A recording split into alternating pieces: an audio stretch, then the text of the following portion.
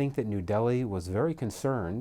میرا خیال ہے کہ نئی دہلی صدر ٹرمپ کی ثالثی کی پیشکش پر پریشان تھا، کیونکہ بھارت کبھی بھی کسی بیرونی طاقت کی طرف سے ثالثی پر راضی نہیں ہوا۔ بھارت نے جو کچھ سنا اس کے بعد وہ امریکہ کو سخت پیغام دینا چاہتا تھا۔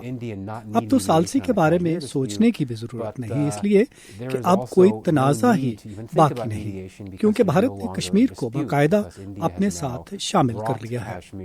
تو بھارت کا امریکہ کے لیے پیغام ہے کہ اب کشمیر پر کوئی بات نہیں ہو سکتی، کیونکہ اب کشمیر بھارتی یونین کا حصہ ہے۔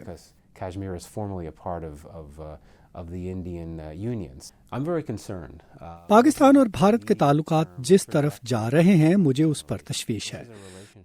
تعلقات پہلے ہی بہت کشیدہ ہیں، اس لیے کہ ابھی تک لوگ پلوامہ کے واقعے کو نہیں بھولے جب دونوں جنگ کے دہانے پر پہنچ گئے تھے۔ اس وقت کم از کم دونوں ممالک کے درمیان شدید سفارتی بحران پیدا ہوگا۔ پاکستان کی کوشش ہوگی کہ دنیا بھارتی اقدام کی مذمت کرے، مگر حالات زیادہ خراب بھی ہو سکتے ہیں۔ مجھے فکر ہے کہ کشمیر میں عسکریت پسند گروہ کوئی بڑا حملہ کر سکتے ہیں جو کسی بھی وقت ہو سکتا ہے۔ اس سے خطے میں ایک بحران پیدا ہوگا جو خوفناک ہوگا اور جنگ کی شکل اختیار کر سکتا ہے۔ چند ماہ پہلے ہم نے دیکھا کہ دونوں ممالک جوہری ہتھیار رکھنے کے باوجود ایک دوسرے کے خلاف طاقت کا استعمال کرنے سے گریز نہیں کرتے۔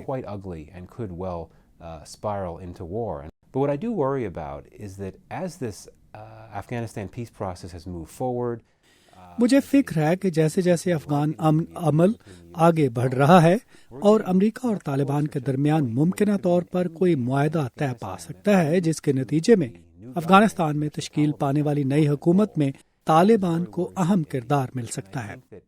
بھارت کے لیے یہ بات قابل تشویش ہے، مگر پاکستان کو اس سے فائدہ ہوگا۔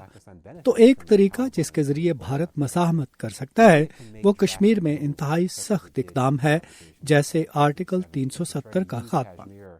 تو بھارت افغانستان کے معاملے میں پاکستان کے خلاف مزاحمت کے لیے کشمیر کو استعمال کر سکتا ہے تاکہ پاکستان کے لیے مشکلات پیدا ہوں۔